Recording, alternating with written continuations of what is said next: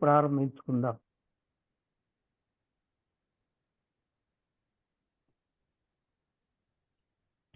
ప్రేమగల తండ్రి, పరిశుద్ధుడా, మీ కొందనాలు. మీ కృపలో జ్ఞాపకం చేసుకొని మరొక బుధవారం మీ సన్నిధిలో కలుసుకొని మిమ్మల్ని ఆరాధించే కృప మాకు మీరు అనుగ్రహించేందుకు స్తోత్రాలు. ప్రియ తండ్రి, సమయంలో ప్రభువా, ఈ బుధవారం ఆరాధనలో మీరు తోడుగా ఉన్నందుకై స్తుతిస్తున్నాం. ఇప్పటి వరకు పాటల ద్వారా, స్తుతి ఆరాధన ద్వారా నీ బిడ్డలు మిమ్మలను ఆరాధించే కృప ఇచ్చినందుకై స్తోత్రాలు తండ్రి. ఈ సమయంలో ప్రభువా, మరి ఈ పరిశుద్ధ లేఖన దగ్గరికి వస్తున్నాం. మీ దయతో మీరు మాతో మాట్లాడి మహిమ పొందుకోమని మీరు మాట్లాడుతూ ఉండగా మీ దాసుడు దాసురాలు వినుచుండే భాగ్యమును దయచేయుదురని మా ప్రియ రక్షకుడును ప్రభు అయిన యేసుక్రీస్తు ప్రభుల వారి అతి పరిశుద్ధ నామంలో ప్రార్థించి వేడుకుంటున్నాము తండ్రి. ఆమేన్. ఆమేన్. ప్రార్థనలో ఏకీవించిన మీ అందరికీ కూడా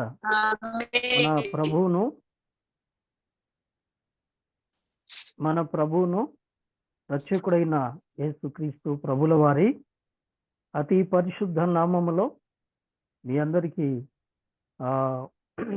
వందనాలు తెలియజేస్తున్నాం. సమయంలో దేవుని యొక్క వాక్యాన్ని ధ్యానించుకుందామండి. దాని కొరకై పరిశుద్ధ గ్రంథంలో నుండి దేవుని యొక్క వాక్యాన్ని జ్ఞాపకం చేసుకుందాం. పరిశుద్ధ గ్రంథంలో నుండి దెస్సలోనికి రాసిన మొదటి పత్రిక 4వ అధ్యాయము. దెస్సలోనికయ్యులకు రాసిన మొదటి పత్రిక 4వ అధ్యాయము 4-5 వచనాలు కలిసి ఉన్నాయి. ఆ భాగాన్ని చదువుకుందాం. మీలో ప్రతి వాడును దేవుని ఎరుగని అన్యజనుల వలె కామాభిలాషయందు కాక పరిశుద్ధత యందును ఘనత యందును తన ఘటమును ఎట్లు కాపాడుకొనవలెనో అది ఎరిగి ఉండుటయే దేవుని చిత్తము. మంచిది ప్రియులరా, చదవబడిన లేఖనాన్ని బట్టి దేవునికి మహిమ. మరోసారి చదువుతున్నాను, చూడండి.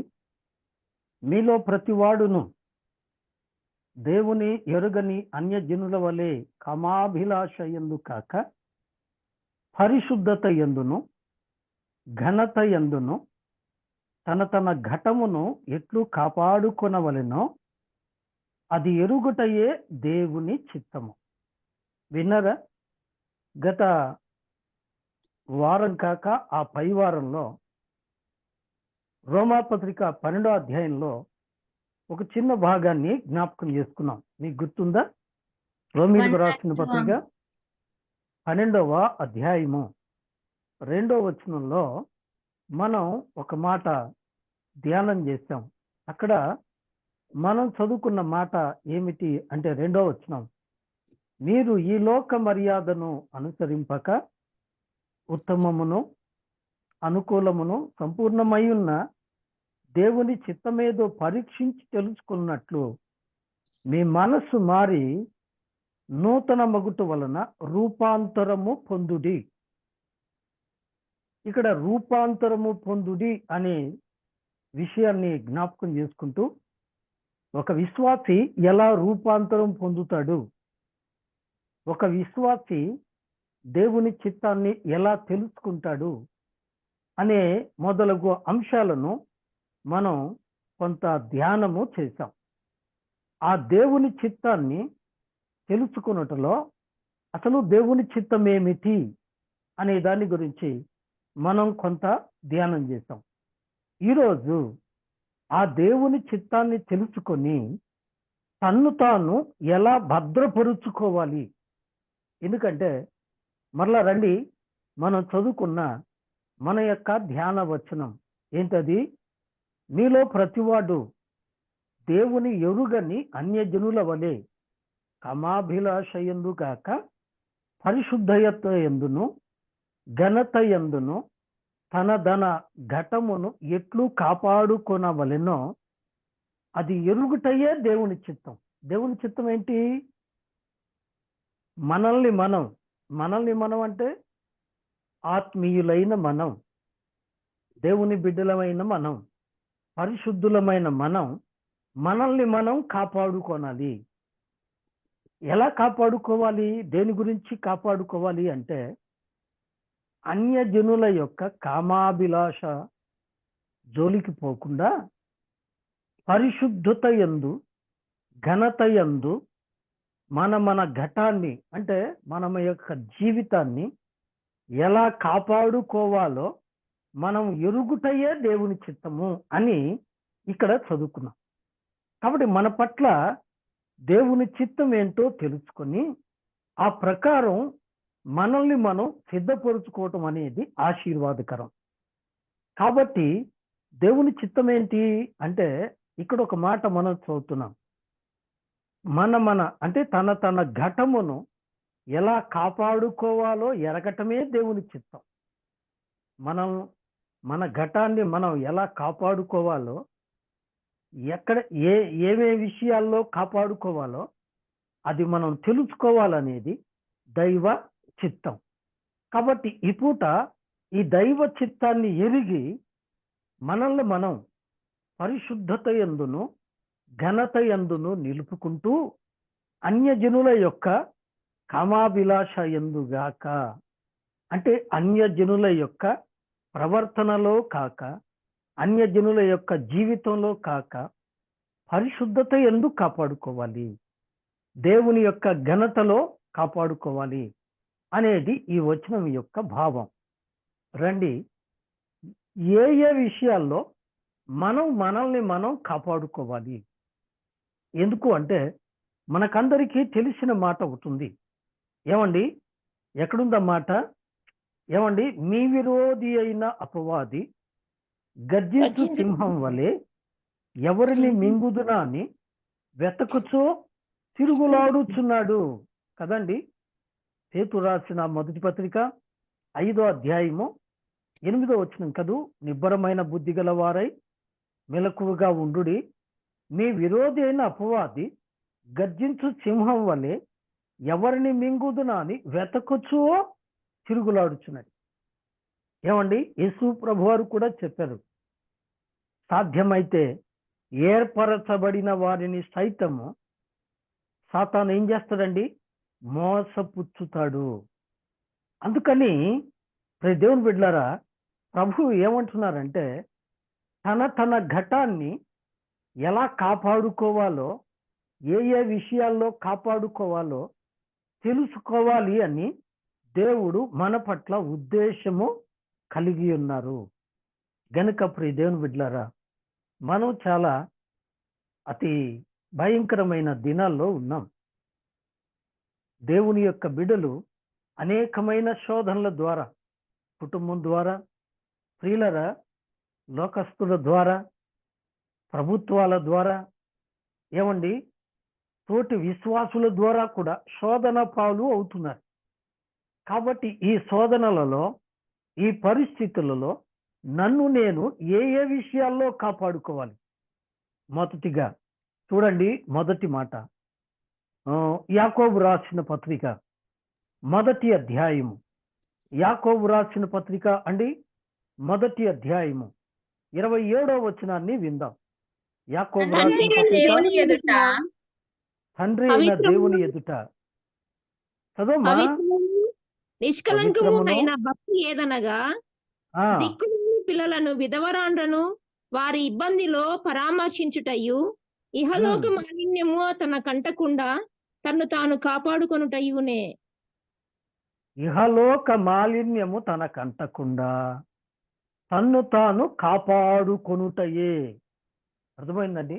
మొదటి మాట, ఇహలోక మాలిన్యము అంటకుండా. దేవుని బిడ్డలారా, గమనించండి, మనకు కలిగేది అపవిత్రత ఒకటి, ఇతరుల ద్వారా కలిగేదాన్ని మైల అంటారు కదండి. కొంతమంది లోకస్తుల కుటుంబాల్లో ఈ విషయాలు ఉంటాయి. కొంతమంది వస్తే మైల అంటారు కదండి. ఆ మైల ఏంటంటే వాళ్ళ ద్వారా వీళ్ళకు వస్తుంది అని. ప్రియ దేవుని బిడ్డలారా, విశ్వాసులు ఎలా ఉండకూడదు మనం చూద్దాం. ఏమండి, మీరు అవిశ్వాసులతో విజోడుగా ఉండకుడి అంటాడు కదండి. ఎక్కడ మాట? ఏమండి, కొరింథీయులకు రాసిన 6వ రెండో పత్రిక కదండి. కొరింథీయులకు రాసిన రెండో పత్రిక 6వ అధ్యాయము 14వ వచనం. మీరు అవిశ్వాసులతో జోడుగా ఉండకుడి, నీతికి దుర్నీతితో ఏమి సాంగత్యము, వెలుగునకు చీకటితో ఏమి పొత్తు, క్రీస్తునకు బెలియాలతో ఏమి సంబంధము, అవిశ్వాసితో విశ్వాసికి పాలెక్కడ, దేవుని ఆలయమునకు విగ్రహములతో ఏమి పొందిక, మనము జీవము గల దేవుని ఆలయమై ఉన్నాము కదండి. ఎంత స్పష్టంగా మాట్లాడుతున్నాడు చూడండి. అవిశ్వాసులతో ఎలా ఉండకూడదు? విజోడుగా ఉండకూడదు. ఎందుకు? వారు నిత్యము అపవిత్ర కార్యాల్లో పాలు పొందుతారు, నానా విధమైన విందులలో పాలు పొందుతారు, నానా విధమైన మోసాలలో పాలు పొందుతారు, లోక సంబంధమైన కార్యాలలో పాలు పొందుతారు. కాబట్టి వారితో మనము విజోడుగా ఉండటం వలన వారి పాపములో మనం పాలివారు అవుతాం. ఇక్కడ ఒక ప్రశ్న వస్తుంది, ఏమండి మేము ఉద్యోగం చేస్తున్నాం, ఉద్యోగం చేసే దగ్గరికి అందరూ వస్తారు, మరి వాళ్ళతో మాట్లాడకుండా ఉంటే ఉద్యోగంలో ఇబ్బంది కదా, వాళ్ళను పలకరించకుండా ఉంటే ఉద్యోగంలో ఇబ్బంది కదా అంటే, మాట్లాడినందువల్ల కాదు, పలకరించినందువలన కాదు, వారి అపవిత్ర సంబంధమైన ఆలోచనలలో ఏకీభవించుట. అర్థమైందండి? మనం ఏం చదివాము యాకోబు రాసిన పత్రికలో? ఏమండి, యాకోబు రాసిన పత్రికలో ఏం చదివాము? ఇహలోక మాలిన్యము. ఏమండి, ఇహలోకంలో ఏముంది? మాలిన్యం ఉంది. ఆ మాలిన్యము మనకంటకుండా, వారి మాలిన్యము మనకంటకుండా. ఏమండి, ఏమైందిలేండి, ఆదివారం తప్పనిసరిగా పని అయితే పని చేయండి, ఒక వారం ప్రార్థనకు పోకపోతే ఏం పోయిందిలే అంటారు వాళ్ళు కదండి. ఉదాహరణగా చెప్తున్నాను. తద్వారా ఏమవుతాము అంటే, మనము దేవుని మందిరానికి సహవాసానికి దూరం అయిపోతాం. పని చేసామని పొగుడుతారు వాళ్ళు, కానీ దేవునికి దూరం అయిపోతాం. తరువాత వారాల్లో ఆత్మీయంగా బలహీనమైపోతాం. ఏమండి, వారి మాట విన్నందువలన ఏమవుతాం చెప్పండి? నష్టమైపోతాం. వారితో ఏమండి ఇక్కడ దాకా రమ్మంటే అక్కడ దాకా వెళితే ఏమవుతుంది చెప్పండి? సహవాస దోషే గుణే భవంతి. ఏమండి, సహవాస దోషే గుణే భవంతి అన్నారు. సహవాస దోషం ఏం చేస్తుందండి? జీవితాలని పాడు చేస్తుంది.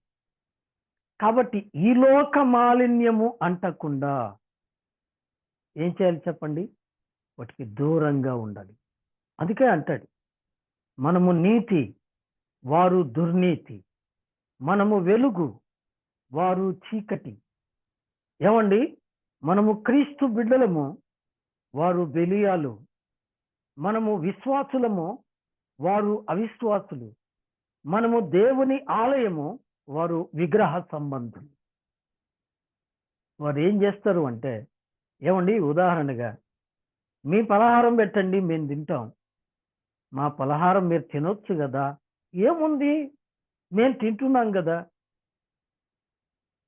మీ పలహారం మేము తిన్నాం మాకేమన్నా అవుతుందా? అవుతుందో లేదని మేము భయపడం, మరి మీరు ఎందుకు తినరు అంటారు కదండి. తద్వారా ఏమవుతామంటే ఆ విగ్రహారాధన పాపంలో మనం పాలిభాగస్తులు అవుతాం.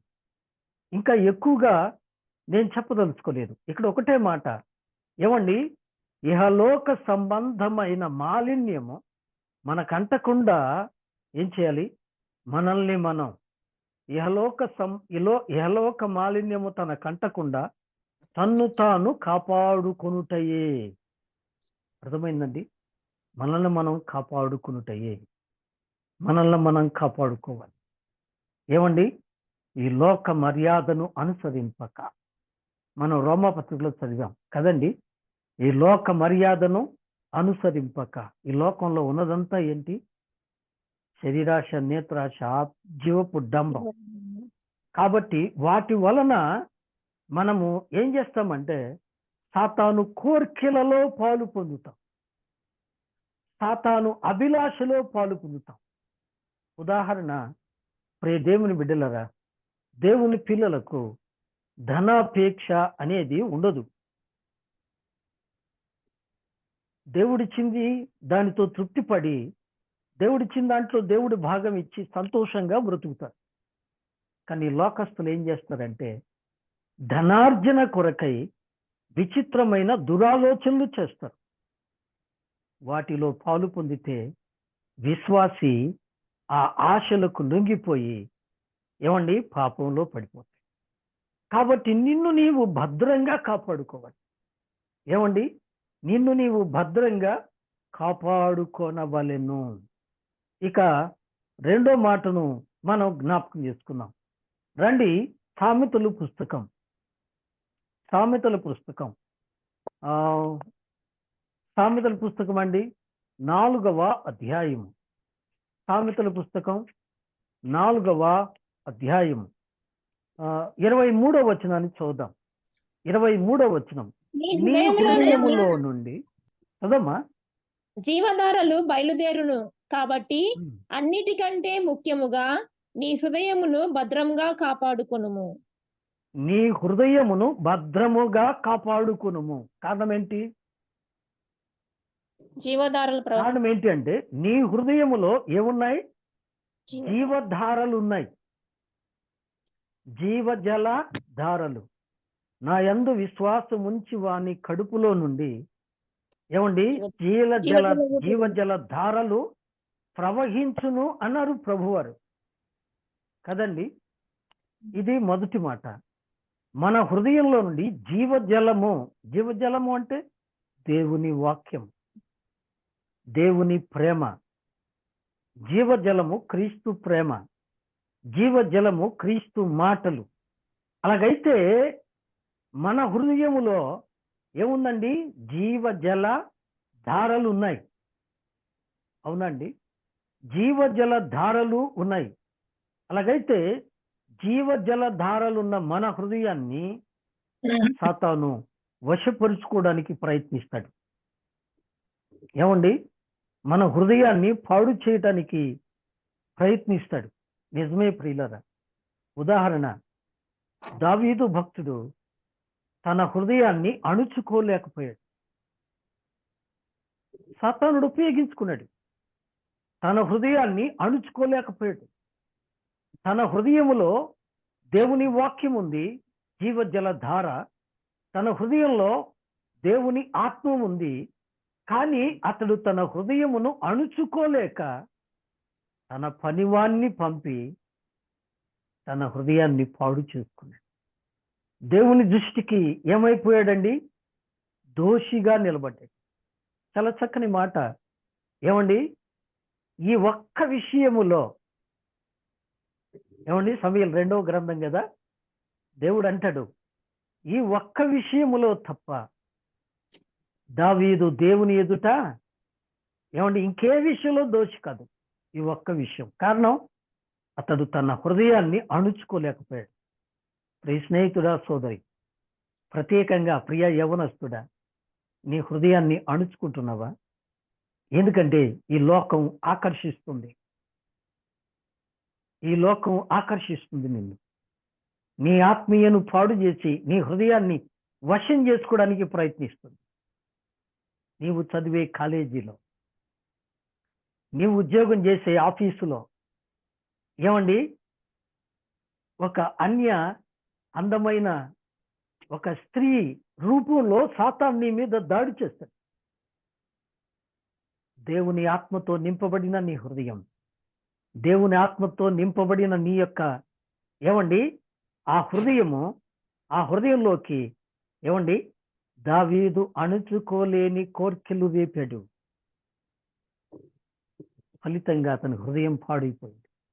అందుకనే చూడండి 51వ కీర్తనలో దావీదు ఏమని ప్రార్థన చేశాడు అండి? ఏమని ప్రార్థన చేశాడు? ఏమండి? హృదయం 16వ వచనం కదా, 10వ వచనం. దేవా నా యందు శుద్ధ హృదయము కలుగజేయము. ఏం కావాలట? ఏమండి? శుద్ధ హృదయం. అప్పటికైనా భక్తుడేనా? అప్పటికైనా కీర్తనలు రాస్తున్నాడా? అప్పటికైనా దేవుని పిలుపు పొందుకున్నాడా? కానీ హృదయము శుద్ధి లేకుండా పాడైపోయింది. అందుకే అంటున్నాడు, అయ్యా నా హృదయమును శుద్ధిపరుచుము, లేదా నా యందు శుద్ధ హృదయము కలుగచేయము. ఎందుకని? దుష్టుడు హృదయమును పాడు చేశాడు. అందుకని 17వ వచనంలో అంటాడు, విరిగిన మనసే దేవునికి ఇష్టమైన బలులు. దేవా విరిగి నలిగిన హృదయము నీవు అలక్ష్యము చేయవు. ఏం కావాలి? నలిగిన హృదయము. ఇప్పుడు వాక్యం వింటున్నప్పుడు ఈ స్నేహితుడా, సాతాను ఉపయోగించుకునేవి ఇవి. ఈ లోకంలో మనం జీవిస్తున్నాం గనుక ఈ లోక మాలిన్యము మనము వెంటాడుతూ ఉంటుంది. దాని నుంచి నువ్వు భద్రంగా కాపాడుకోవాలి. నీ హృదయమును వశపరుచుకోవడానికి ప్రయత్నిస్తుంది. నీ హృదయమును భద్రముగా కాపాడుకొనవలెను. మరొక మాట, 3వదిగా ద్వితీయోపదేశ కాండము గ్రంథము 4వ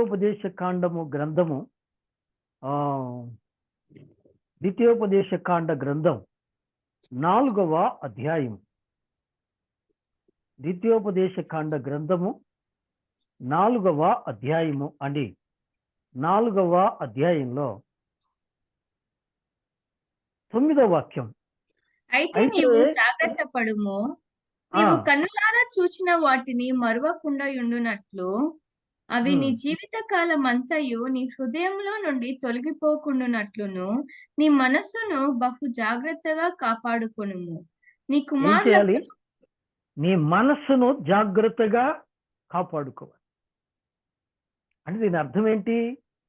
అక్కడ చెప్తున్నాడు, నీవు కన్నులారా చూచిన వాటిని మరవకుండునట్లు జాగ్రత్త. నువ్వు కన్నులారా చూసావు. ఉదాహరణగా చెప్తున్నాను. ప్రియ స్నేహితులారా గమనించండి, దేవుడు ఐగుప్తు రాజైన ఫరోను ఓడించాడు.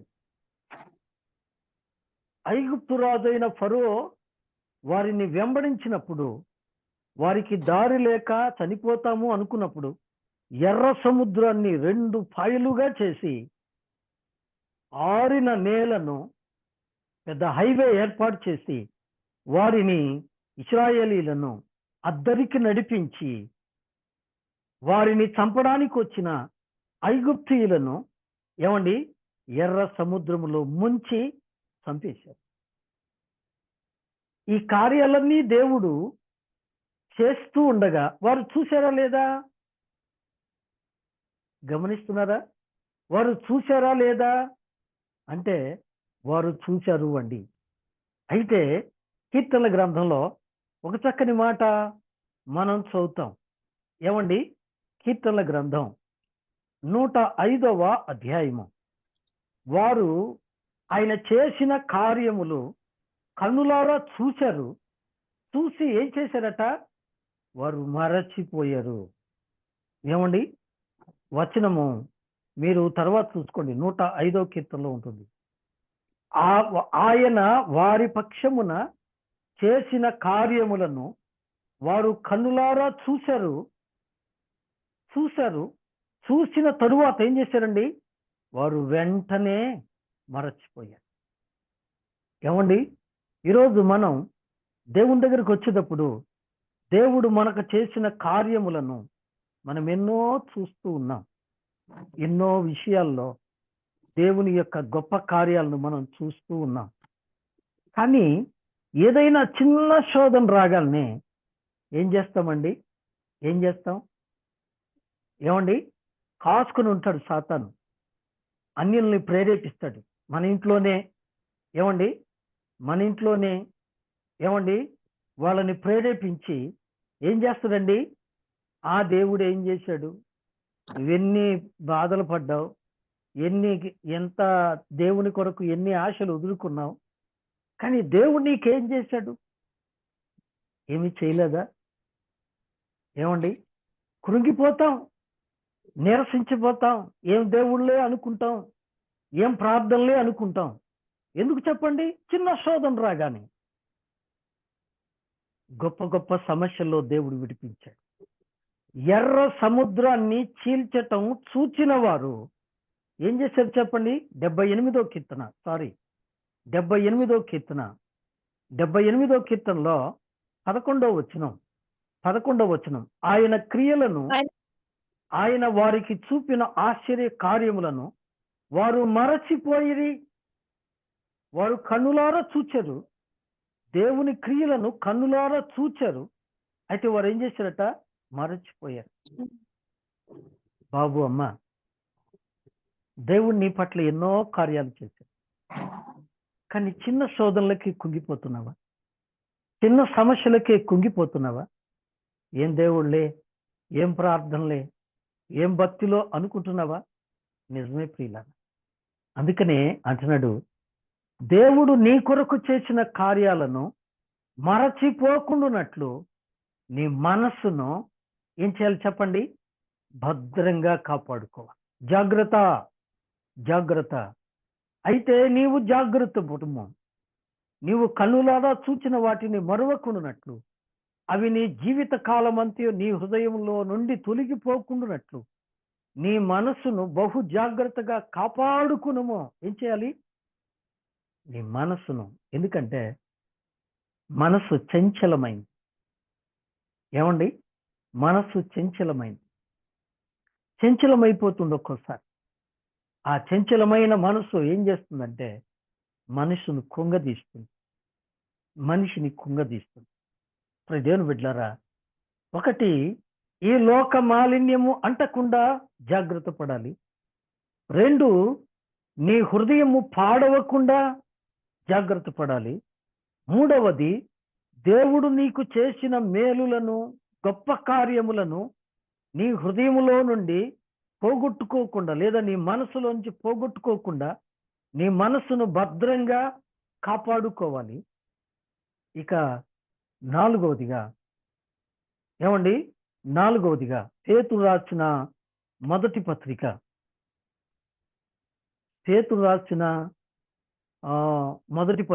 అండి 3వ అధ్యాయము. పేతురు రాసిన మొదటి పత్రిక 3వ అధ్యాయము 10వ వచనం, జీవమును ప్రేమించి మంచి దినములు చూడకూడవారు చెడ్డవాటిని పలుకకుండా తన నాలుకను, కపటపు మాటలు చెప్పకుండా తన పెదవులను కాచుకొనవలెను. విన్నరా? దేని కాచుకోవాలి? పెదవులను కాల్చుకోవాలి. ఏమండి, ప్రతి మనిషి కూడా తప్పిపోయేది ఎక్కడంటే మాటల్లో తప్పిపోతాం. ఏమండి, మాటల్లో తప్పిపోతాం. నిజమే ప్రియులారా, ఈ బలహీనత ప్రతి ఒక్కరికి ఉంటుంది. కోపం వచ్చినప్పుడు అణుచుకోలేం, నోరు జారిపోతాం. ఏమండి, ఆ తర్వాత ఏం చేస్తాం చెప్పండి? అవతలికి వెళ్ళి అవన్నీ జ్ఞాపకం చేసుకుని, అయ్యో ప్రభువా. ఏమండి, నిజమే, మన మాటలు ఎలా ఉండాలి?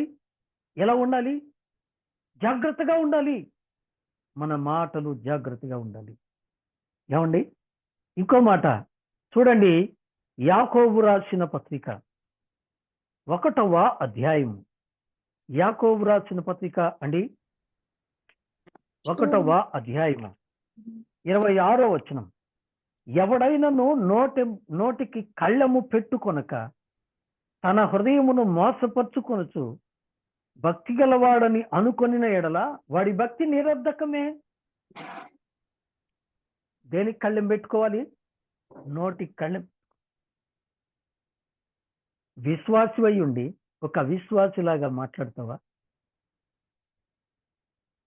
నీ మాటలు జాగ్రత్త, నీ పెదవులు జాగ్రత్త. ఎందుకు అంటే యేసు ప్రభువారే అన్నారు, హృదయము నిండినది నోరు మాట్లాడు. కోపం వస్తే ఏం చేస్తాం చెప్పండి? భార్యే కాదంటంలా, కానీ భార్య అయినంత మాత్రాన అంతగా తిట్టాలా? పిల్లలే కాదంటంలా, అలా తిట్టాలా?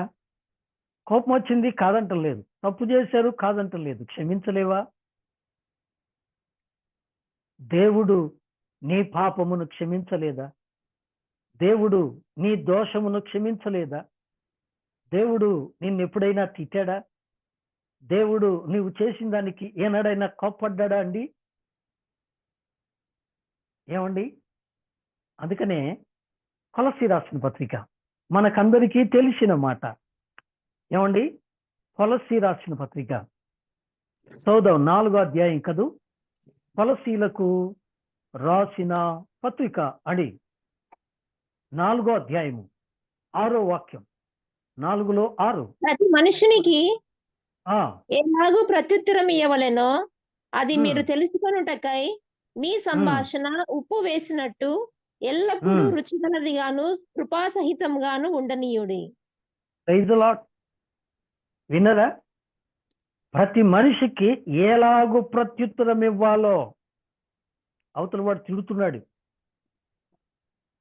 అతను అవిశ్వాసి, చాలా భయంకరంగా తిడుతున్నాడు, కానీ నీ మాటలు ఎలా ఉండాలి అంటే ఇక్కడ అంటున్నాడు, ప్రతి మనిషికి ఎలాగో ప్రత్యుత్తరం ఇవ్వాలో అది మీరు తెలుసుకొనాలి.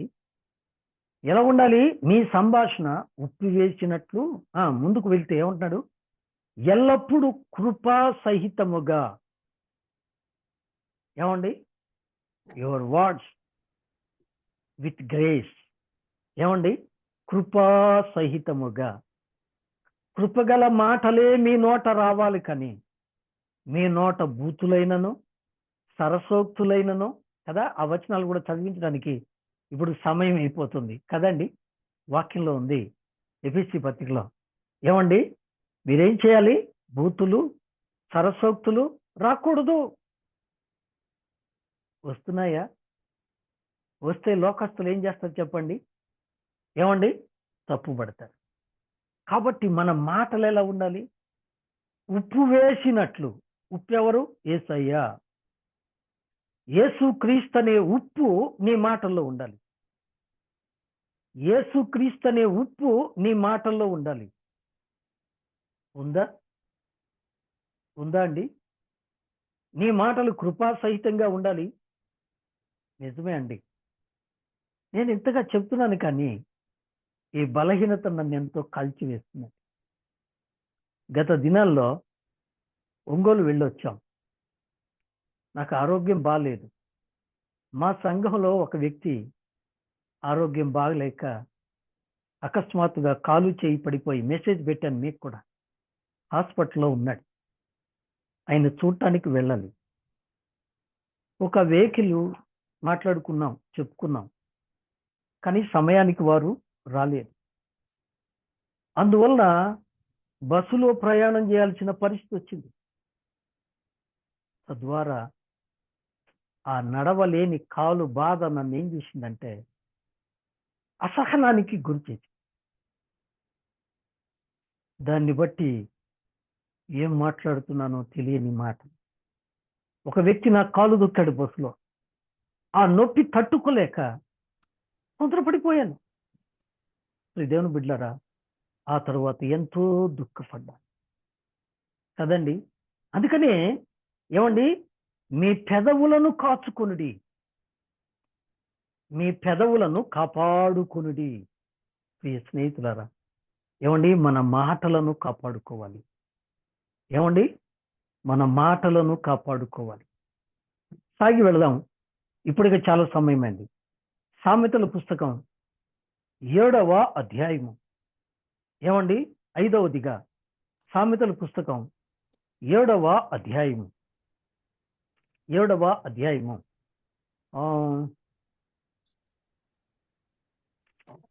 సామెతల పుస్తకం అండి 7వ అధ్యాయము 2వ వచనం.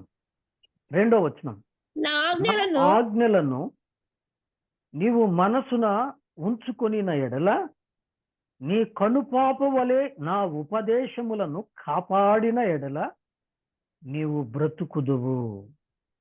వినరా?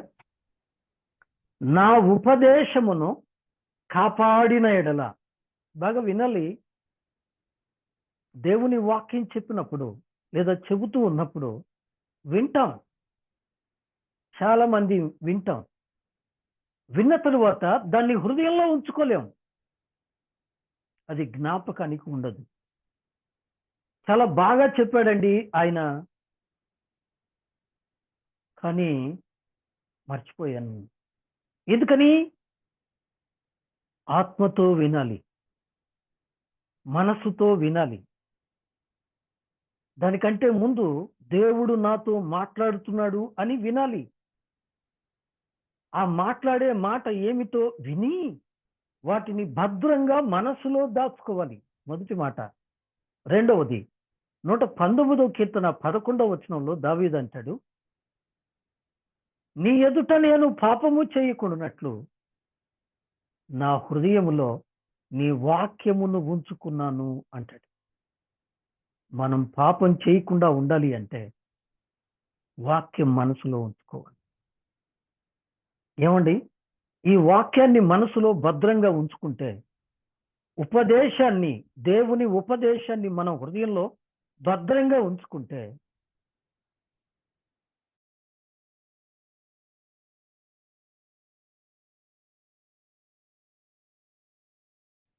ఏమంటే, అయ్యో నేను పాపం చేశాను, ఇది నేను చేయవలసిన పని కాదు, తప్పు అనే అవగాహన మనలోకి వస్తుంది కదండి. కాబట్టి దేవుని వాక్యం వినాలి, దాన్ని హృదయంలో భద్రంగా దాచుకోవాలి కదండి. అంతేకాదు, కీర్తనల గ్రంథం 1వ అధ్యాయంలో కూడా మనం చదువుతాం. కీర్తనల గ్రంథం 1వ అధ్యాయంలో ఏం చదువుతాము? చదవండి. 1వ అధ్యాయం 2వ వచనం. యెహోవా కీర్తనల గ్రంథం ధర్మశాస్త్రమునందు ఆనందించు, దివారాత్రము దానిని ధ్యానించువాడు ధన్యుడు. అతడు నీటి కాలువల యోరను నాటబడినదై ఆకువాడక తన కాలమందు ఫలమిచ్చు చెట్టు వలె నుండును. అతడు చేయనదంతయు సఫలమగును. చాలండి. అతడు చేయనదంతయు సఫలమగును. ఎవరు? యెహోవా ధర్మశాస్త్రమునందు ఆనందించాలి, దివారాత్రాలు దాన్ని ధ్యానించాలి. అంటే ఏం చేయాలి? మన హృదయంలో ఆ దేవుని మాటలు ఉండాలి, ఆ దేవుని ఉపదేశాలు మన హృదయంలో ఉంటే, దేవుని బిడ్డలారా, ఏమండి, మనం పొరపాటు చేయడానికి అవకాశము లేదు. సాగిపోదాం. 6వదిగా తిమోతి రాసిన 2వ పత్రిక 4వ అధ్యాయము 7వ వాక్యం చదువమ్మా. సాగిపోదాం, చాలా సమయమైంది. మంచి పోరాటము పోరాడి తిని, నా పరుగు కడముట్టించి తిని, విశ్వాసము కాపాడుకొంటిని. ఇక మీదట నా కొరకు నీతి కిరీటం ఉంచబడి ఉన్నదని, ఆ దినమందు నీతిగల న్యాయాధిపతి అయిన ప్రభువు అది నాకు మాత్రమే కాకుండా తన ప్రత్యక్షతను అపేక్షించు వారికందరికీ అనుగ్రహించును. చాలండి. ఇక్కడ ఏమంటున్నాడు? విశ్వాసమును కాపాడుకొంటిని. భక్త పౌలు అంటున్నాడు. ఏమండి, మంచి పోరాటం పోరాడాను, నా పరుగు కటముట్టించాను, విశ్వాసాన్ని కాపాడుకున్నాను. మంచి పోరాటం పోరాడాడంట, తన పరుగు కడముట్టించాడట, అంటే తనకు అప్పగించిన పని పూర్తి చేశాడు. మంచిగా దేవునిలో పోరాడాడు. 3వది ఏమంటున్నాడు? విశ్వాసాన్ని కాపాడుకున్నాడు. ఏమండి, విశ్వాసాన్ని కాపాడుకున్నాడు. ప్రభువారు అన్నారు లూకాసు వార్తలో 7వ అధ్యాయంలో అనుకుంటా కదండి, ఏమన్నాడు అంటే, ప్రియులరా, ఇశ్రాయేలులో ఇంత గొప్ప విశ్వాసము గల వారిని నేను కనుగొనలేదే అన్నాడు. ఎందుకన్నాడు? ఆ శతాధిపతి యేసయ్య దగ్గరికి వచ్చి అన్నాడు, నా దాసుడు రోగి అయి పడున్నాడు, నీవు మాట మాత్రం సెలవిస్తే బాగుపడతాడు ప్రభువా అన్నాడు. లేదు, నేను వచ్చి బాగు చేస్తాను అని అంటే ఏమన్నాడు? లేదు, అవసరం లేదు ప్రభువా, నువ్వు మాట చెప్తే చాలు. ఏమండి? మాట చెప్తే చాలు, నా దాసుడు బాగుపడతాడని విశ్వాసంతో చెప్పాడు. ఆశ్చర్యపోయాడు యేసయ్య. ఇశ్రాయేలు వారిలో ఇంత విశ్వాసం లేదే. ఆ విశ్వాసము ఎంతవరకు ఉండాలి? ఆఖరు వరకు ఉండాలి. ఆఖరు వరకు ఉండాలి. ఎందుకంటే ఆరంభ శూరత్వ విశ్వాసులు మనం. ప్రారంభంలో ఎంత ఉత్సాహంగా ఉంటామో, ఎంత భక్తిగా ఉంటామో, ఎంత విధేయతగా ఉంటామో, ఎంత పరిచర్య చేస్తామో, ఎంతగా సమర్పించుకుంటామో, ఎంతగా దేవుని కొరకు ప్రార్థన, ఎప్పుడూ ఎంతగా బైబిల్ చదువుతూ ఉంటాం. రాను రాను ఏమవుతామో చెప్పండి? విశ్వాసము సడలిపోతుంది. అప్పుడు అంటే ఏం పని లేదండి, ఇప్పుడు ఏడా తీరడం లేదండి. విశ్వాసము ఎప్పుడూ కాపాడుకోవాలి. నీ భక్తిని ఎప్పుడూ కాపాడుకోవాలి. నేను చెప్పేది ఉదాహరణ మాటలు మాత్రమే. ఏమండి? విశ్వాసమును కాపాడుకొంటిని. ఏమండి? విశ్వాసమును కాపాడుకొంటిని. దేవుని బిడ్డలారా, మనం దేవుని సన్నిధిలో మన విశ్వాసాన్ని కాపాడుకోవాలి. ఏమండి? మన విశ్వాసాన్ని కాపాడుకోవాలి. 6 విషయాలు చెప్పుకున్నాం. ఆఖరి మాట చెప్పుకొని ముగించుకుందాం. రండి, ఎఫెసీయులకు రాసిన పత్రిక. ఎఫెసీయులకు రాసిన పత్రిక ఇది చాలా కష్టమైన పనే, కాదంటం లేదు. ఎఫెసీయులకు రాసిన పత్రిక 4వ అధ్యాయము అండి. 4వ అధ్యాయము మొదటి వచనం కదూ? మొదటి వచనం. కాబట్టి మీరు సమాధానమును బంధము చేత ఆత్మ కలిగించు ఐక్యమును కాపాడుకొనుట యందు శ్రద్ధ కలిగిన వారై ప్రేమతో ఒకరినొకడు సహించుచు మీరు పిలువబడిన పిలుపునకు తగినట్లుగా దీర్ఘ శాంతముతో కూడిన సంపూర్ణ వినయముతోను సాత్వికముతోను నడుచుకొనవలెనని ప్రభువుని బట్టి ఖైదీనైన నేను మిమ్మును బతిమాలుకొనుచున్నాను. విన్నారా? ఇక్కడ అంటున్నాడు, సమాధానమను బంధము చేత ఆత్మ కలిగించు ఐక్యతను కాపాడుకోవాలి. 3 పదాలు ఉన్నాయి ఇక్కడ. ఒకటి సమాధానం, బంధం, ఐక్యత. సమాధానం సంఘాల్లో ఉందా? విశ్వాసుల్లో ఉందా?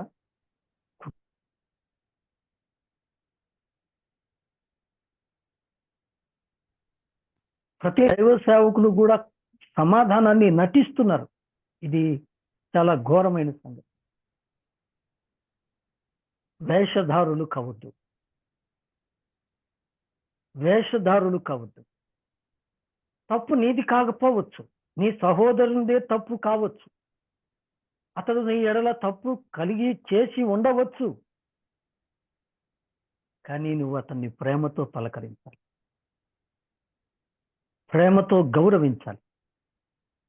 పగ పెట్టుకోవటం, మనసులో అసూయ, ద్వేషం, ఏమండి, అది సమాధానాన్ని భంగపరుస్తుంది. అర్థమైందా అండి? ఉందా అండి? రెండో మాట, బంధము. ఏమిటి మన బంధం? అసలు మనం ఎవరు? దేవుడు తన స్వరక్తం ఇచ్చి సంపాదించిన సంఘం. మన బంధం ఏంటంటే క్రీస్తు రక్త సంబంధం. నీవు క్రీస్తు రక్తంలో కడుగబడ్డావు, నేను క్రీస్తు రక్తంలో కడుగబడ్డా. మనమందరము ఒకే రక్తంలో కడగబడ్డాం.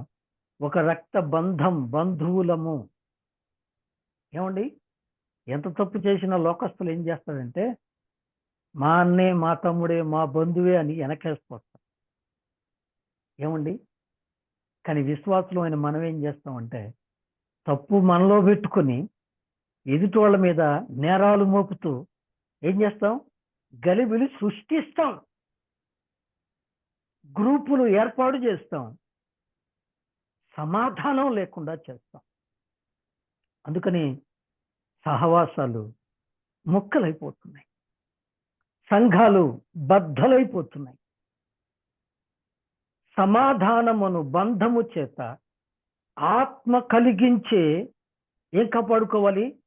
యూనిటీ, ఐక్యతను కాపాడుకోవాలి. ఐకమత్యంగా ఉండాలి. దేవుని బిడ్డలారా, నేను అనుకుంటున్నాను, మీరు అనుకుంటున్నారో లేదో నాకైతే తెలియదు. నేను ప్రియులారా, ఆడియో కాన్ఫరెన్స్ ఏర్పాటు చేసింది నేనైనా, మేము అనుకొని ప్రార్థన చేసేది ఏంటంటే సెల్ ఫోన్ ప్రేయర్ కాన్ఫరెన్స్ కుటుంబము అని ప్రార్థన చేస్తాం. వీడియో కాన్ఫరెన్స్ కుటుంబము అని ప్రార్థన చేస్తాం. ఎందుకని?